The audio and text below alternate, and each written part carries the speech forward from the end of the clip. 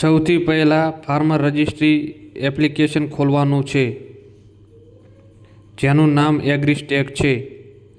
નીચે check enrolment status લખેલ છે તેના પર ક્લિક કરીશું. ત્યારબાદ અહીં આપણે બે ઓપ્શન જોવા મળશે, એક એનરોલમેન્ટ સ્ટેટસ અને આધાર કાર્ડ નંબર. જો આપણા જોડે આધાર કાર્ડ ફરજિયાત હશે તેથી આધાર કાર્ડ નંબર પર ક્લિક કરીશું. આધાર નંબર નાખીશું. આધાર નંબર નાખ્યા બાદ નીચે શો સ્ટેટસ પર ક્લિક કરીશું.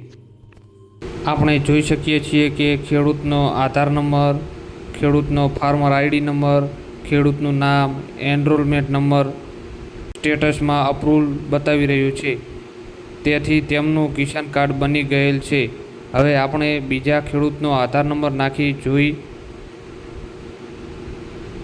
બીજા ખેડૂતનો આધાર નંબર નાખ્યો તો દેખાઈ રહ્યું છે કે તેમને બધી જગ્યામાં કંઈ લખેલ બતાવતું નથી. તેમના સ્ટેટસમાં પણ નોટ રજિસ્ટર્ડ બતાવી રહ્યું છે. તેથી તેમનું ફાર્મર રજિસ્ટ્રીમાં રજિસ્ટ્રેશન થયેલ નથી. તો આપણે આવી રીતે ફાર્મર રજિસ્ટ્રી વિશે જાણી શકીશું.